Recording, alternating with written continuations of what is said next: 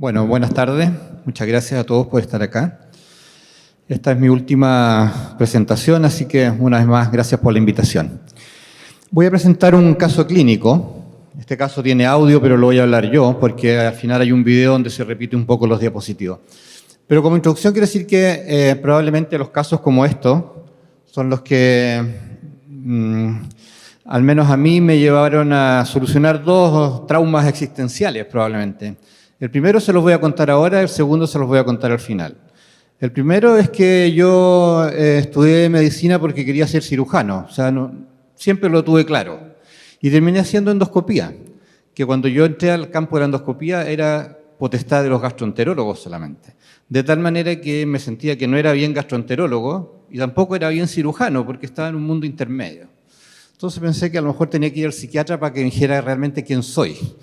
Pero una vez discutiendo un caso parecido al que les voy a mostrar, el cirujano, el jefe de cirugía, que era un cirujano clásico, decía, eso yo lo quiero resolver abriendo al paciente, o sea, en bisturí. Había unos cirujanos más jóvenes, expertos y muy hábiles en laparoscopía, decían, pero eso lo podemos solucionar igual, pero por laparoscopía, menos invasión. Bien. Había uno que hacía robótica, que era muy bueno. Decía, pero yo lo puedo hacer igual, pero por robot, que me parece un caso ideal para hacerlo por robot. Yo pensé, pero yo lo puedo resolver por endoscopía. Y ahí resolví mi primer trauma, porque me autodefiní como un cirujano que para operar usa el endoscopio. Así que me seguí sintiendo cirujano, y creo que ese es el mensaje inicial que va a quedar con este caso. Bueno, este es el caso, el segundo conflicto se los voy a contar al final. Este es un caso de un paciente pediátrico con un embarazo de pretérmino, que nació con un síndrome de Down, con una cardiopatía, lo cual se asocia mucho a los síndromes de Down, pero además tenía una atresia esofágica catalogada como sin fístula, traqueoesofágica y long gap. Ahí les voy a explicar lo que es el long gap. Así que este niñito nació con 32 semanas y al nacer el diagnóstico era que impresionaba como un síndrome de Down y había un stop del paso de la sonda nasogástrica a aproximadamente 8 centímetros de la encía y el abdomen estaba excavado. El diagnóstico después de nacer entonces fue una atresia esofágica sin fístula traqueoesofágica y observación de long gap. Quedó con régimen 0, se puso una sonda para aspirar a través de la boca, para aspirar el esófago proximal, y se empezó a hacer alguna técnica para tratar de acercar los cabos de esta atresia esofágica y se le hizo una gastrostomía y se estudió por cardiología porque tenía una comunicación interventricular perimembranosa y la atresia esofágica sin fístula. Ahí ya se hizo la gastrostomía y se introduce un dilatador para acercar un poco los extremos, uno por la boca, otro por abajo, y medir cuánta distancia había entre los dos. Y a una distancia, cuando tiene más de 3 vértebras de cuerpos vertebrales, se denomina entonces como long gap. Ese era el tipo de atresia que tenía nuestro paciente, de tipo A, que es 7,5% de las atresias de esófago, y se dejó con una sonda de aspiración para evitar la broncoaspiración y se alimentó por la gastrostomía y se fue midiendo entonces si se acortaba este gap de la distancia entre los cabos, lo cual se logró después de un tiempo, como ven ahí, y en ese minuto decidieron operar al paciente. El paciente se hizo una toracotomía posterolateral derecha con abordaje extrapleural, anastomosis término-terminal del esófago esofágica. Se dejaron un drenaje Penrose al lecho mediastínico sin drenaje pleural. Nosotros no conocíamos al paciente todavía. La evolución fue no muy buena, el paciente estuvo intubado, sedado, una evolución más o menos nomás en su postoperatorio y empezaron a aparecer signos de infección. Se hizo un esofagograma que mostró, como era bastante esperable, por más dehiscencia de la anastomosis con una fístula. Así que ahí se plantearon si hacer manejo conservador o reoperar. Estaba aparentemente bien drenado porque habían dejado puesto un drenaje y había sido extrapleural además, así que hicieron manejo médico. Y la infiltración se manejó con tratamiento conservador, a través del drenaje, sin drenajes pleurales y antibióticos de amplio espectro.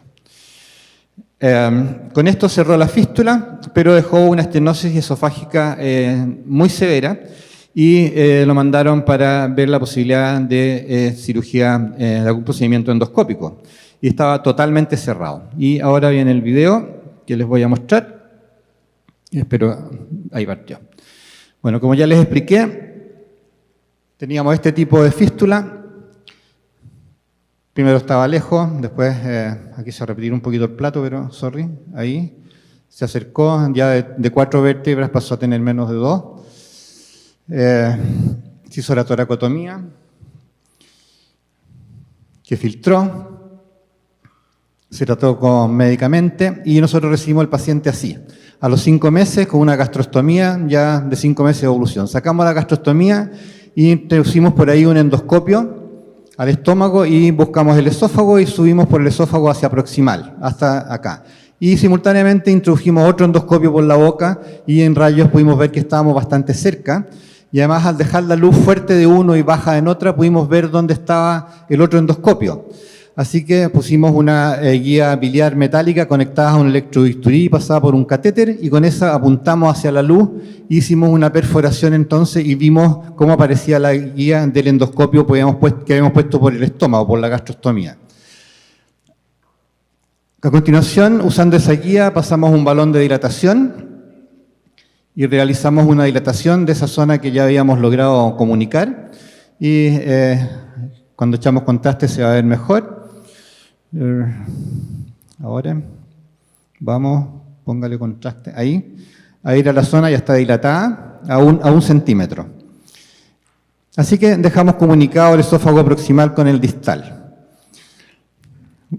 Ahí se ve la guía entrando por la boca, saliendo por el abdomen.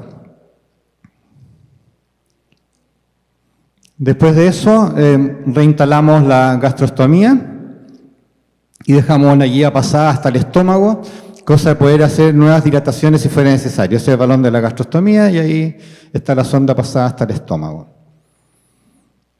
Bueno, se realizaron dilataciones endoscópicas con balón de la zona que habíamos dilatado, pero rápidamente se volvía a estenosar. De tal manera que decidimos poner una prótesis en el esófago, que no podía ser prótesis esofágica porque el lumen del esófago era muy pequeñito, así que pusimos una prótesis biliar totalmente cubierta en esa zona y es lo que ven hecho acá. Ahí estaba la estenosis, ahí quedó la prótesis biliar y ahora entramos por la boca entonces y vemos la prótesis en buena posición.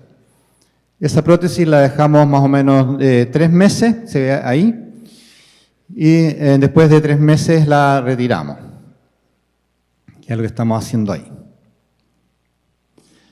El paciente ahora tiene 1 año 4 meses, está alimentándose por vía oral, ha recuperado francamente su peso y talla y sigue con control endoscópico periódico, ahora cada 6 meses con planes de dilataciones. La última vez lo controlamos hace poco, después de 6 meses de la endoscopía previa y el paciente no requirió de dilatación.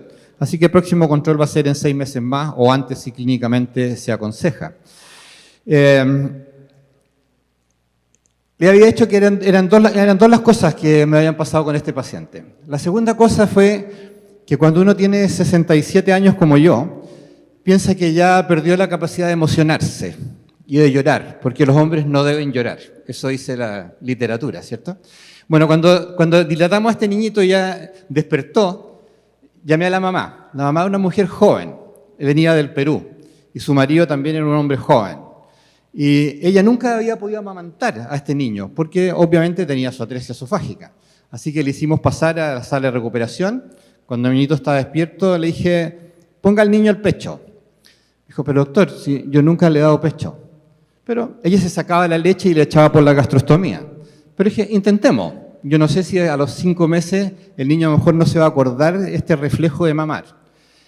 Bueno, la señora se puso a este niñito al pecho y el niño se puso a mamar como loco. Y ahí, en Chile decimos un término, quedó la embarrada, porque todos nos pusimos a llorar.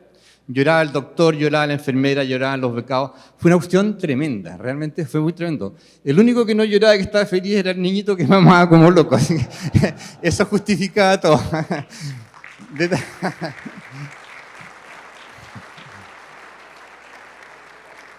Mira, yo sé que Lázaro había visto esto y me pidió que presentara esto porque él esperaba que yo me pusiera a llorar, porque cuando lo mostré en un congreso me puse a llorar. Pero no voy a llorar hoy día. Pero todavía me emociona enormemente. Y de tal manera que el primer mensaje era que soy un cirujano que opera con un bisturí y el segundo es que todavía soy capaz de emocionarme. 2 cosas muy buenas. Muchas gracias.